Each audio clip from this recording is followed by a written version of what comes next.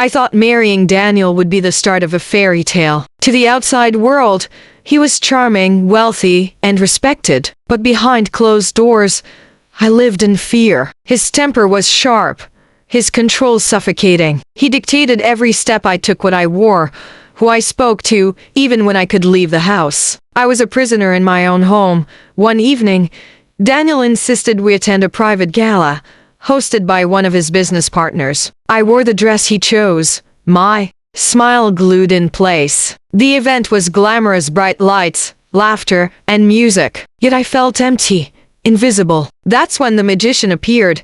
He wasn't flashy, not like the others entertaining the crowd. Instead, he had an air of mystery, eyes that seemed to see right through me. He performed small tricks, cards, disappearing coins, but when his gaze met mine, it felt as if he knew the secrets I kept buried. The magician walked up to our table and asked Daniel to pick a card. With arrogance, Daniel scoffed, but agreed. The magician's fingers moved gracefully, and soon he revealed the chosen card, the Queen of Hearts. Then he turned to me and softly whispered so only I could hear, "Even a queen can escape her cage." The words made me shiver. My heart raced as if he had unlocked something inside me. For the rest of the evening, I couldn't take my eyes off him. His tricks were illusions, but his presence felt real, like magic meant only for me.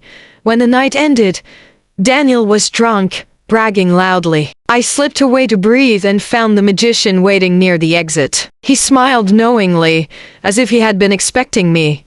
"You're not safe," he said quietly, "but I can help you vanish." At first, I laughed nervously. Who was this man? A magician or a madman? Yet, deep inside, I wanted to believe him. He handed me a small folded paper. When I opened it later, alone in my room, I gasped. Inside was a detailed plan, a way out of the mansion.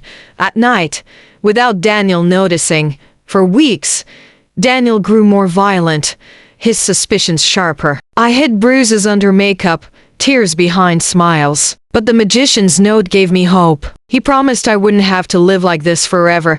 The night finally came. At midnight, I crept through the hallways, heart pounding. Every sound felt like Daniel's footsteps behind me. But as I slipped out the back gate, the magician was waiting in the shadows. He reached out his hand. "Trust me," he whispered. For the first time in years, I did. The magician led me into a black van filled with props and costumes. It was his world, full of illusions and secrets. "We'll make you disappear," he said. He crafted a story for Daniel, planting evidence that I had fled to another country. He used disguises, tricks, and connections to cover my tracks. My name vanished from social records, my presence erased like smoke in the wind.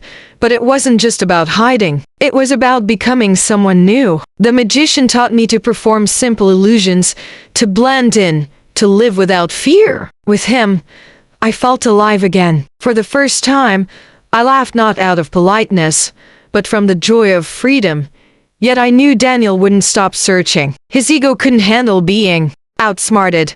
Weeks later, Daniel tracked us down. He stormed into a theater where the magician and I were performing. His face burned with rage. "You think you can take her from me?" he shouted. The magician only smiled. "Watch closely, sir. This is my greatest trick." He pulled me onto the stage, wrapped me in a shimmering curtain, and with a snap of his fingers I was gone. Daniel roared, tearing at the curtain, but I was no longer there. The audience gasped, clapping at the spectacle. In reality, I had escaped through a hidden passage. When Daniel demanded answers, the magician bowed and said, "You can't cage what's already free." That night, I left Daniel's world forever. With the magician by my side, I finally understood sometimes the greatest magic isn't in illusions. It's in the courage to reclaim your life.